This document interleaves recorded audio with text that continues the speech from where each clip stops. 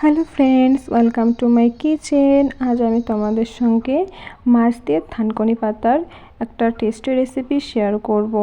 এর জন্য প্রথমে কিছু রুই মাছ ভেজে নিতে হবে। আপনারা চাইলে এখানে ছোট মাছও ব্যবহার করতে পারেন, তবে এই শাকটা ছোট মাছ দিয়ে অনেক ভালো লাগে, কিন্তু আমাদের কাছে ছোট মাছটা ছিল না, এই জন্য এই রুই মাছটা দিয়েই রান্নাটা করে নিতে হবে।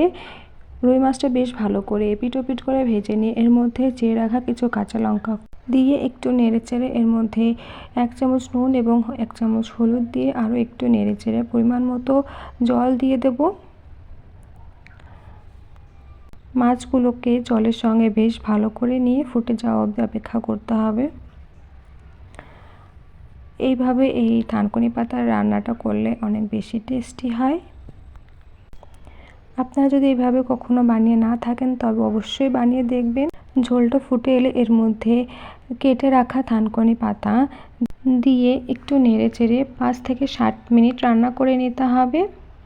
আপনারা চাইলে এখানে ফোড়নটা একবারই দিয়ে রান্না করতে পারেন, তবে এখানে ডবল ফোড়ন দিয়ে রান্নাটা করলে বেশি টেস্টি হয়। থানকুনি পাতা আমাদের শরীরের জন্য অনেক উপকারী, এটা বাটাও খুব টেস্টি লাগে। আমি আপনাদের সঙ্গে বাটার রেসিপিও শেয়ার করব।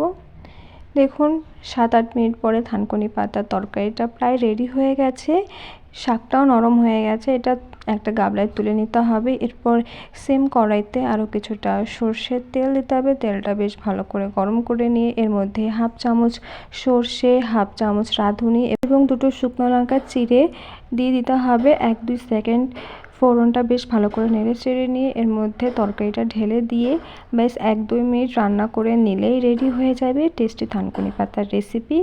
আপনাদের যদি রেসিপিটা ভালো লাগে তাহলে অবশ্যই লাইক, কমেন্ট এবং শেয়ার করে আমার পাশে থাকবেন। Thanks for watching.